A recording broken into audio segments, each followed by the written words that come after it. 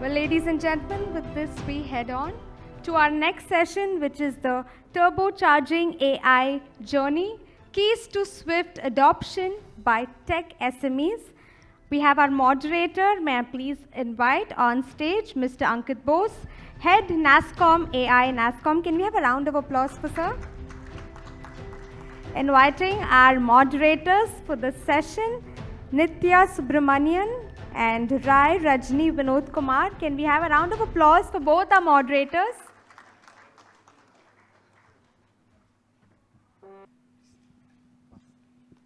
Hey, hi everyone. Thank you for having us here, right? We'll start with a quick introduction, right? So, Ankit Bose, I head AI at NASSCOM. Been in industry for 20 years, built, various teams around tech, AI being one. And very happy to be here to share my, learnings, my, knowledge, and also share that with our co-panelists, right? So I will start with asking them to introduce themselves. Nithya, you want to? So hi everyone, very, very happy to see everybody here and all the conversation that has proceeded and yet to come, all excited about it. So I'm Nithya Subramanian. I head the data and analytics practice for Asia Pacific, Middle East and Africa in the Kellanova organization, if you guys are wondering. Kellanova is the erstwhile Kellogg company, but it still manufactures the same cornflakes and Pringles, the quote-unquote healthy snacks, right? And yeah, and my analytics spans across the value chain of the organization, which is, so to say, sales, marketing, supply chain, finance, HR, etc. Yeah. Rajni? Thank you. Namaskaram everyone. This is Rajni. I actually head AI platforms for CHUBB. It's actually one of the largest public traded PNC insurance company. We are a global company in North America as well as other part of the world. As I said, I head the whole AI. I head the team of data engineers, data scientists, ML ops, and ML engineers. I'm actually a mathematician. I've done my master's in maths from IT Madras. I'm actually going to go after this conference and meet some of my professors here. So I've spent, this was about 20 years back, spent, one of my, wonderful days here in IT Madras. So beautiful, memories that I have with Chennai. So lovely to be here. Great to have you here.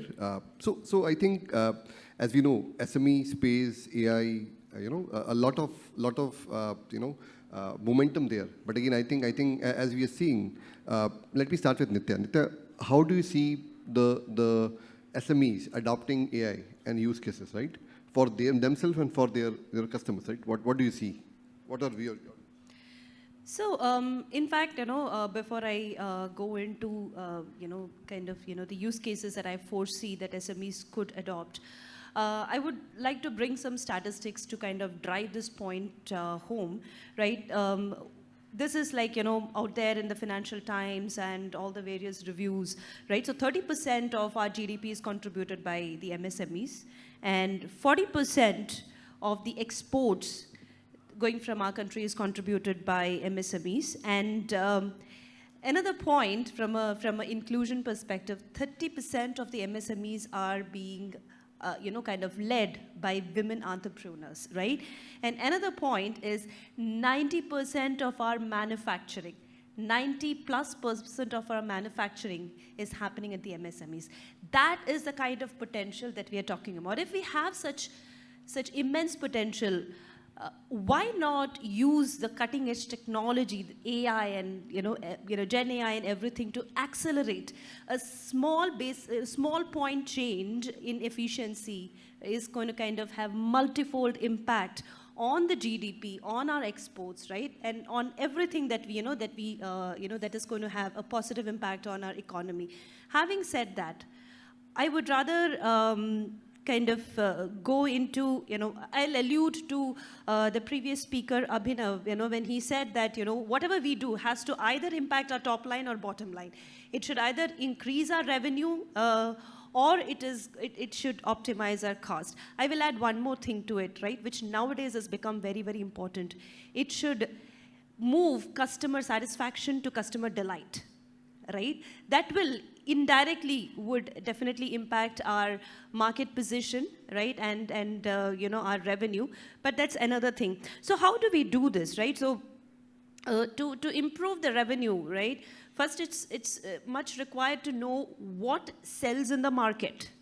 If you take a product to the market, it needs to be received by the consumers, right? So understanding the market, understanding the trend of the market, and understanding the consumer, right? So that you are building the right kind of products and services and placing them at the right place in the market is very important. And AI is going to kind of help you kind of make sense out of all the data, consumer data, market data available, bring those trends and insights to you so that you can build and position your products and services accordingly.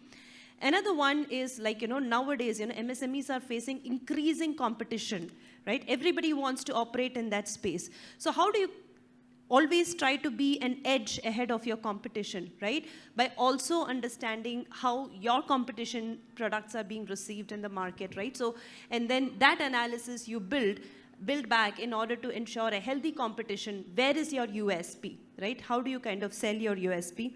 And of course, as I mentioned, to move from customer service to customer delight, right?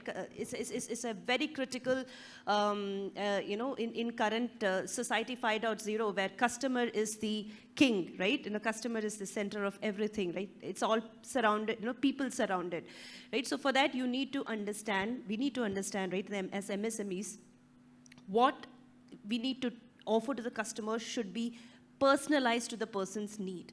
So understanding the customer to see, to place your personalized offering. So here, AI is going to be important. Now having all of these are like kind of somewhere impacting the top line. Cost, where do you optimize your cost, right? Your cost drivers are especially, you know, things like your inventory, things like your labor cost and indirect cost, right? AI in this regard also can help you optimize your inventory, optimize your labor costs, and kind of, you know, ensure that you are not just kind of, you know, impacting your top line, but also impacting your bottom line, and then, you know, you can drive a net positive revenue on your cash flow. Great. Rajni, you want to add quickly something on this? Sure. I think, you know, Nithya has covered a lot, and we have been listening a lot of use cases since morning. I'll probably add 3 components, which, you know, from my perspective are very, very critical than what we have heard so far. From an SME point of view, it's important that you think about how you can utilize AI in managing your finances, right? For an SME, having a, you know, ERP systems, having a SaaS platform is gonna take a lot of money. And that's where, you know, you can use AI to automate to see how you can manage your finance systems and P&Ls better.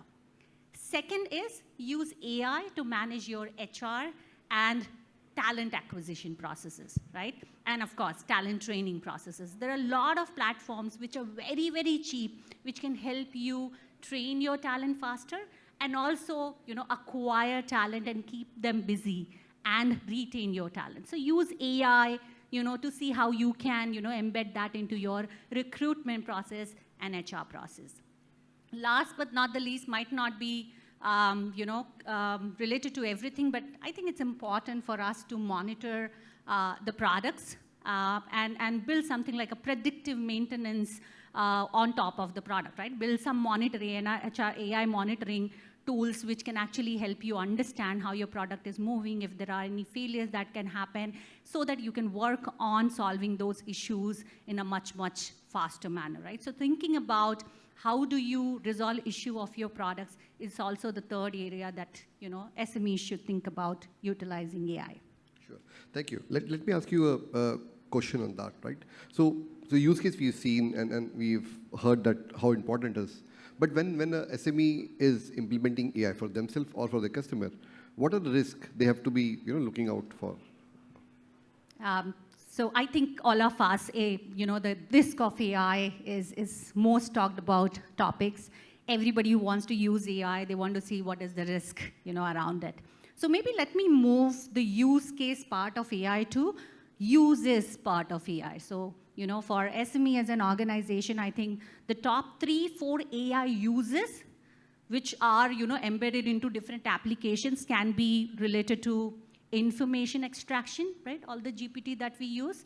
It's about information extraction, task automation, customer engagement or customer support, and of course, data and analytics, right? So if you look at all these 4 use cases, the top 4 risks that we need to think about when you're using AI in these 4 use cases will be misinformation, bias, IP issues. I know we are hearing a lot about IP, right? And then the plagiarism issues, right? If you look at, from all these risks and the uses that I talked about, most of the affected component is the bias. Bias is going to make your information extraction bad. Misinformation, if you use that misinformation in your information extraction application as an AI, is going to actually maybe cost you your reputation, right? If you use IP-related information in building your products, in your data analytics solution that you are giving to your clients, it can actually create a lot of issue, not just for you, but even for your customers and clients, right? And of course, thinking about, from SME point of view, it's all about innovation. I created something which not everybody knows about, right? So how do you keep the IP of that information, and how do you avoid, plagiarism will be very, very critical. Let me maybe expand to the bias side. I know we have heard about biases a lot, but I want to, give a little bit of different perspective because this is very important. Every AI system, mostly from a Gen AI perspective, we have seen that it actually hallucinates and it actually, shows a kind of bias in its recommendation. But it's important for us to categorize these biases in the right way so that we'll be able to manage those biases in a more appropriate manner. So maybe Ankit, if you could help me, if suppose we had to create an AI which can create an aura around an individual, what do you think from a bias perspective that AI will capture that aura? Yeah.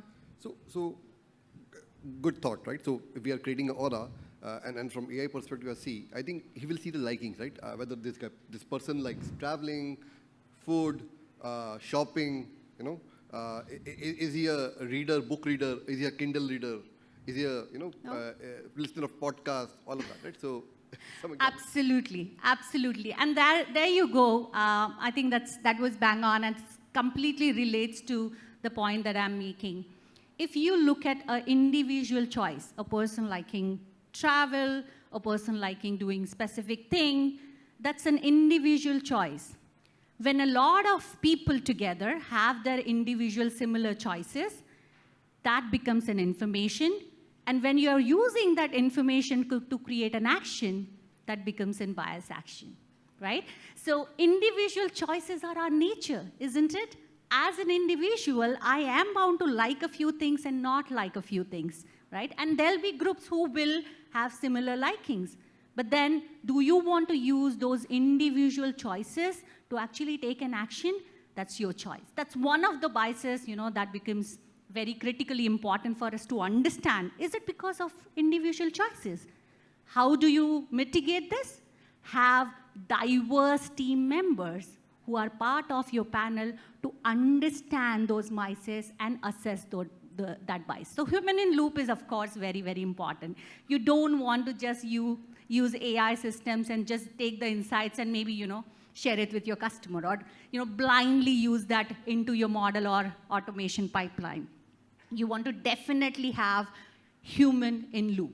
There are other factors in which you can mitigate these risks. One is think about fact-finding methods. RAG, we spoke about RAG, right? That's one way in which you can, correct or understand if something that is given by the AI as an information, is it factual or not? Number 2 is if you're using any open source LLMs or AI or documents, ensure that the users know what information you are using to give them recommendation. So that users know that maybe in these kind of systems there have been biases, right? So it becomes users' responsibility to do it, right? And ensure that you actually build this awareness in people to understand that don't use things blindly. They need to, go out, understand, human behavior, understand why they are using particular insights given by these AI models, and then use their experience to see if they want to use it as it is, or they want to actually put that into reinforcement learning, which will make your AI models much, much better. From an IP and plagiarism perspective, I think there is a lot of work happening. There, of course, they've started with AI watermarks. So if something is built by a specific open source, it will come with its own watermark. If you're thinking about, deep fake videos, there are methods in which you will identify if that is created by an AI generated stuff. So there is a lot of work. I think it's important all of us to know what are the advancements that are happening, and we should be able to, come through those risks, from our side. I'm sorry, that was a long answer, but much needed. Much needed. Thank you for breaking it down in such a good way. So let's, I think we saw use cases, we saw risk, right? Let me go back to Nithya. Nithya, what do you think, if any SME is, deliberating of integrating AI engine into their workflows, what are the, things they have to think about? What should they do? What is your view, Nithya? So if SMEs are kind of, adding AI into their workflow, right? First and foremost, I completely agree with what, Rajani mentioned, that, there has to be a human in loop, right? The over-reliance on AI is something which is like, highly risky. I think, if we were to summarize that, over-reliance on AI is highly risky. AI is not a magic wand. It is just a ways and means for all of us to kind of improve our productivity or improve our efficiency and, get to know the market and customers better, but it is not a magic wand, right? And there have to be a lot of deliberations done in between before we put into our workflow, right? One definitely is right from, do we have, of course, right? Just before Abhinav spoke that there is a lot of legacy that all of us carry, and then we need to work on the legacy, right, in order to kind of make ourselves ready for the AI journey. I would agree to it mostly.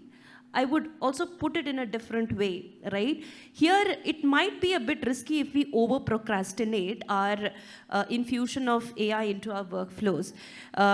Because yes, right, we need to make ourselves ready to kind of reap benefits. At the same time, we should be kind of starting to kind of experiment to see what it takes to reap benefit from AI, so that we are parallelly kind of getting onto that journey. It's something very similar to like waiting for the right time to get married, waiting for the right time to buy a flat. There's nothing like that euphoric, that ideal right time, right? So we need to kind of make a trade-off. And MSMEs, right, of course, there is a lot of challenges, right, while the MSMEs have to, make this trade-off. One is definitely the access to the right information, so that, they are able to make an intelligent trade-off, right? Guidance, knowledge resources, training, right? This is very important. And, I believe that with the latest India AI mission and all the 10K crores that that is being put into creating that ecosystem, the MSMEs, who are I would rather say the important backbone of our economy, will be having access to these kind of information and an ecosystem, right, where before they infuse AI into their workflow, they get access to right research from the academia, they get access to the right funding ecosystem, etc. So this entire ecosystem would need to be built, and they need to be a part of it, and they need to be aware of something like that, and kind of proactively get plugged into that, right?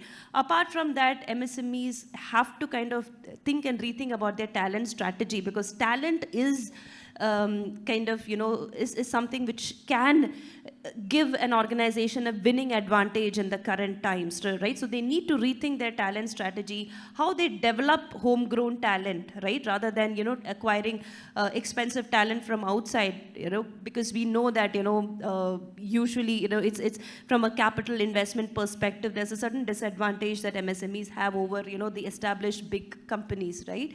So I think these are a few considerations that MSMEs have to take into account before they actually find the right time and the right approach to infuse AI in their workflows. Perfect. I think great summary, right? How they should integrate for themselves and their clients, right?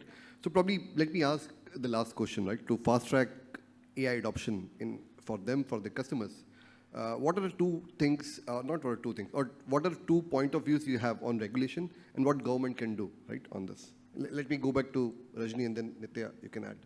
I'll again give a few innovative answers. You know, something, we all know we have our requirements, and of course with the 1.2 billion investment, I think government is doing a lot there. I'll just add a few components, simple components there from a framework perspective. I think we all, with the government, should adopt something like discover, monitor, and then implement. Now, from a discovery perspective, I know that we all are doing our own research, but it's important that we come together, you know, in a more recognized forum. The forum has many collaborators. There are people from different industries. There are people from government. There are people from academia. And we are sharing information with each other, right? So discovering what is coming new and how we can help each other is one critical component. That's where you will have the right information available. The second one is monitoring. Use AI to understand AI. Isn't it, right? If AI is creating different regulations and you want to ensure that you are on top of those regulations, ensure that you have built AI systems which is monitoring what's happening around by some of the governments, not just India government, but other people, and see how you can contribute and, you know, become aware of those changes upfront. Third one is implement, and I really want to see if this can, you know, be understood, because, you know, from a government point of view, you know, they are working towards ensuring that there are right talent in place. You know, the startups are getting fund. But then there is a beautiful technology that we have created about 10 years back. The technology people say have died, but, you know, the last 1 week is saying something else. I'm talking about blockchain. We can use blockchain to implement management of regulations, right? How do you implement that? When you have the right SMEs and you have the right ledger, you can actually, you know, go and put out some information and made available to everyone, which is signed off by the right people. So you can use blockchain technologies to actually implement the right stuff, the right information to make the best use of adoption. So I'll have these 3 things, you know, if we can do with government will be great. Good. Nithya, your views? Okay, I largely totally agree with Rajani, and I don't want to repeat that. So maybe another one is from the setting up of regulation itself perspective, right? We saw a recent case of, you know, MeitY trying to push back on the, you know, on the organizations developing large language models, saying that they have to go into several levels of scrutiny, and then all of a sudden, you know, a lot of debate around, you know, this is going to impact innovation, etc. And then MeitY kind of coming back saying that, you know, stratifying that strategy for others. So this is an example of how over-regulation can kill innovation. Right. So from the part of the, you know, the people deciding the regulations, the authorities, you know, I would urge to see that, you know, if the regulations can be kind of tailor-made depending on the kind of a firm. For MSMEs, too much of a regulation is definitely going to kind of come in the way of innovation, right? And MSMEs are the innovation hub for our organization. So this would be one consideration. And another one is like probably going by our, you know, past, reputation of being highly bureaucratic, highly paperwork driven,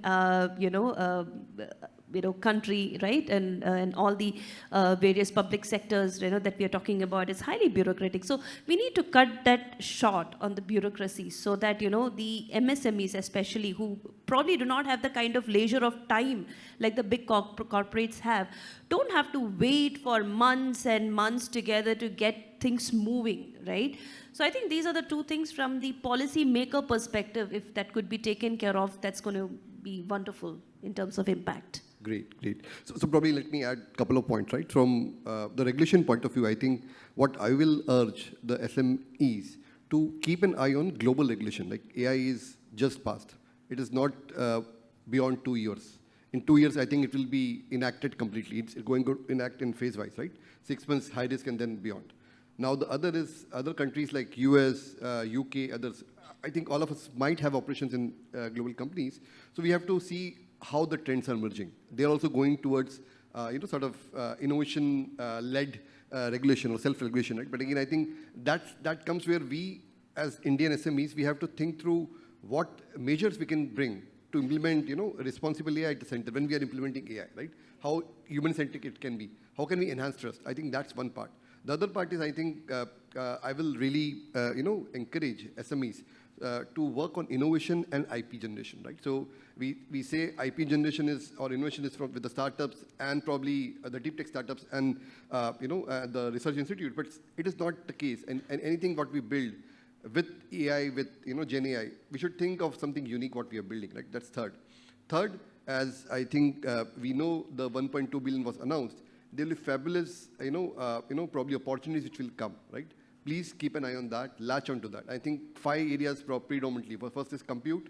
It's going to be, democratized, given to a lot of different, sectors. Second is data. Third is definitely, skilling, right? So get yourself skilled, get your, team skilled. Fourth is there will be specific research bodies, sector focus, which will get formed, right? That you can get aligned based on your customer, focus. And fifth, definitely is there will be work done by government to build tools which can help you be more responsible, leverage that, right? And NASSCOM has done phenomenal work on that. Leverage the open tools which are available to help yourself on that, right? These are a few things I will say. With that, I think we can end the session, but again, I will take 1 or 2 questions if anyone has any. Any questions? No, I think we were super clear in the views. We did a great job. Yes. Cool. Maybe I can ask one question. Yeah. And this is very, I really want to know your perspective on this. I'm not sure if all of you are, from AI background, but this will be very simple. Let's suppose, you're building a model which classifies men and women. Now, you have used images where you have used men images for black men, and women images for fair, women images. Now, when you give the other way around to AI, let's say a woman who is black, right? And the AI is actually classifying that as a man. What do you think? Is this a bias or is it a misclassification? How many people for bias? Should I repeat my question? How many people think that given an image of a woman with a skin color black is classified as men is a bias issue? There are a few. How many think it's a misclassification issue? Amazing, amazing. So whenever we think about bias, we can tweak the data, we can make the data in such a way and tweak our models so that there is no more bias, right?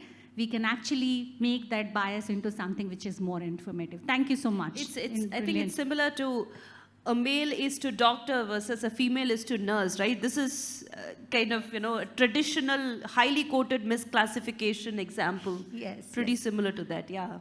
But our audience is smart. They know what to do. Thank you so much. Thanks for your time. Thank you. Thank you so much. Thank you to our esteemed speakers for enriching us with your wisdom and insights.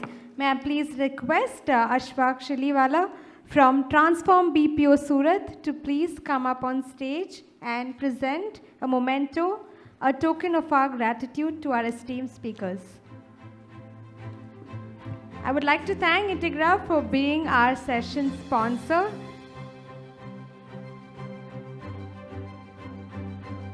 Ladies and gentlemen, can we have a big round of applause for this wonderful, informative and insightful session?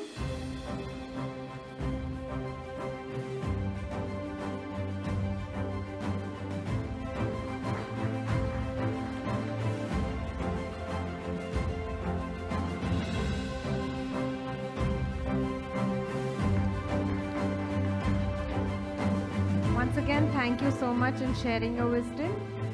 Thank you. It was such a delight to have you here with us.